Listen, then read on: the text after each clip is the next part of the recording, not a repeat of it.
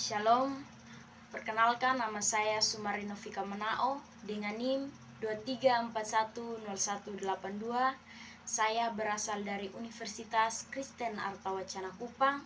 Saya merupakan mahasiswi semester 1 Prodi Manajemen kelas C. Pada kesempatan ini saya akan mempresentasikan tugas dari mata kuliah pengantar akuntansi dengan dosen pengasuh Ibu Juliet Genoveva Jaratari, Sarjana Ekonomi, Magister Manajemen. Pada kesempatan ini saya akan membahas materi tentang neraca lajur transaksi bisnis dari perusahaan salon kecantikan Sinta. Baik untuk mengetahui saldo atau pemasukan serta pengeluaran dan sebagainya dari suatu perusahaan, maka kita harus mencatat pengeluaran serta pemasukan. Maka dari itu kita butuh yang namanya kertas kerja untuk mengiktisarkan saldo akun dan penyesuaian laporan keuangan dari suatu perusahaan. Nah, pada kesempatan ini saya akan menyampaikan laporan keuangan dari perusahaan salon kecantikan Sinta. Yang pertama dari neraca saldo. Nama akun kas debit 312.000, piutang wesel jangka pendek debit 10.690.000, piutang bunga 400.000, asuransi dibayar di muka 281.000, piutang wesel jangka panjang 1.930.000, peralatan 1.600.000. Akun depresiasi peralatan itu masuk di kredit ya, jadi 1.200.000. Utang usaha kredit 1.436.000. Pendapatan diterima di muka kredit 409.000. Modal Nyonya Sinta kredit 9.779.000.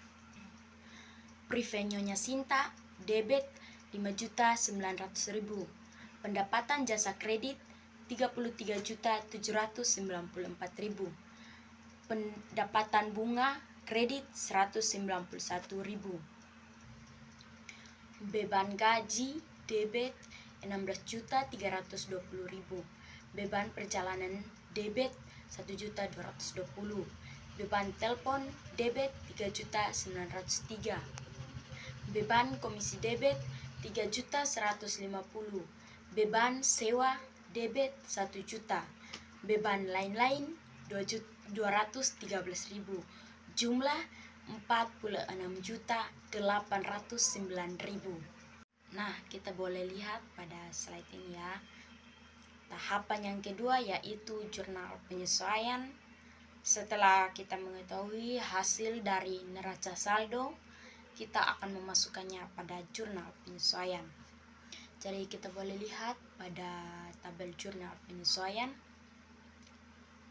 Piutang bunga debit 35.000, asuransi dibayar di muka kredit 250, akun depresiasi peralatan kredit 200, utang gaji 164, utang lain-lain 143, pendapatan diterima di muka debit 219, pendapatan jasa kredit 219, pendapatan bunga kredit 35.000, beban gaji debit 164, beban komisi 143, beban depresiasi 200, beban asuransi 250. Kita dapat lihat pada tabel. Nah, setelah kita membuat jurnal penyesuaian, kita akan masuk pada neraca lajur. Coba kita perhatikan pada tabel ya. Pada tabel, nama akun kas ya masuknya pada neraca saldo yaitu debit 312.000. Lalu penyesuaiannya tidak ada. Neraca saldo setelah disesuaikan debit 312.000. Jadi tetap ya, artinya belum ada pengeluaran. Laporan laba rugi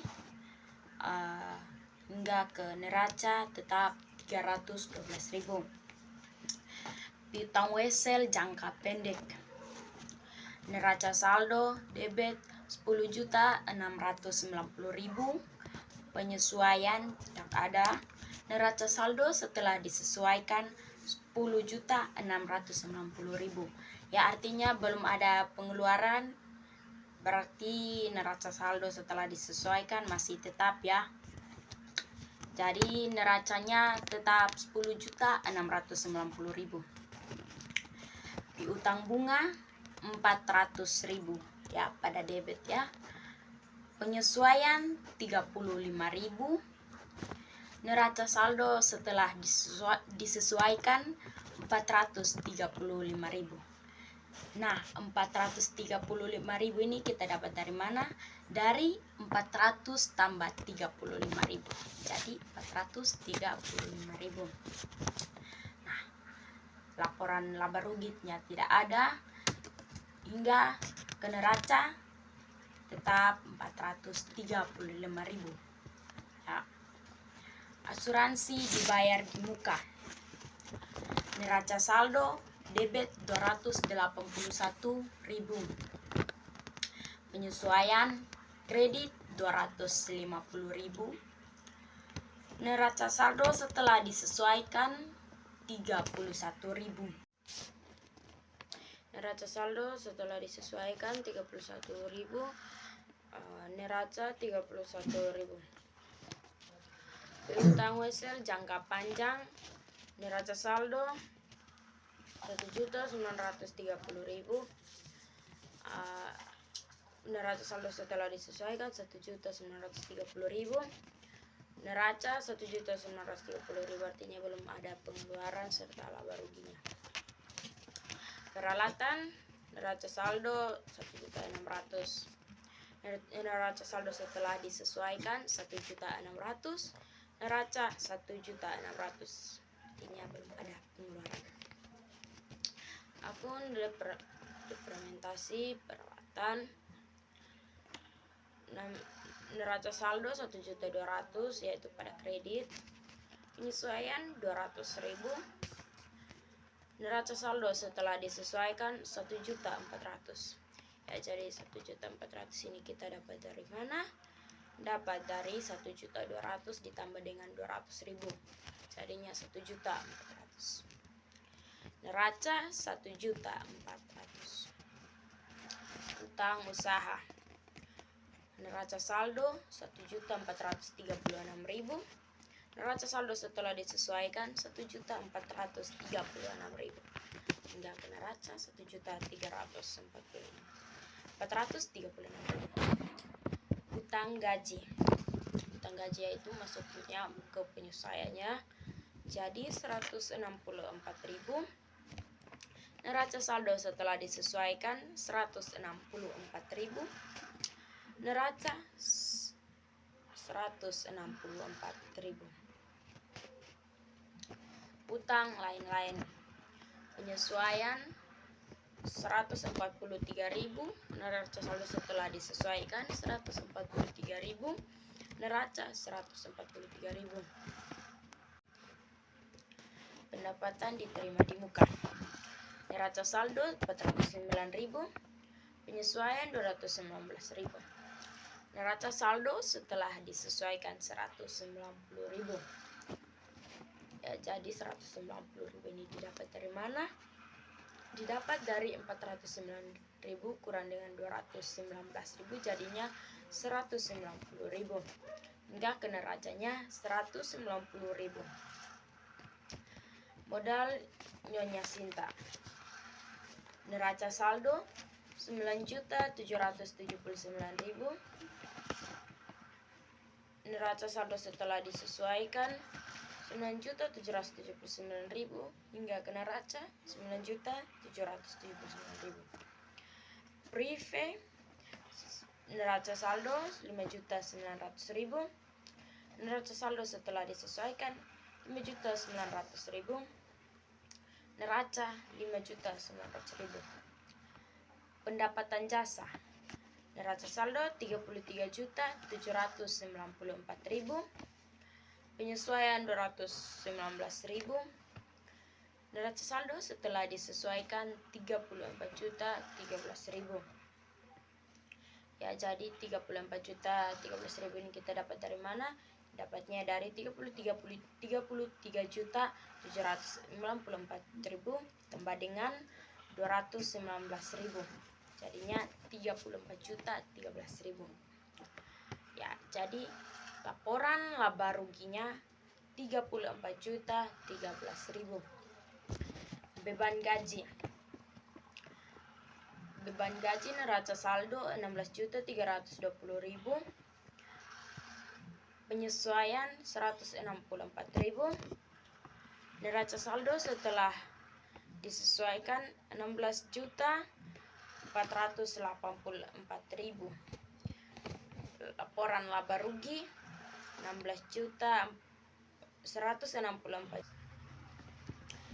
Hingga ke laporan laba ruginya 164.484.000.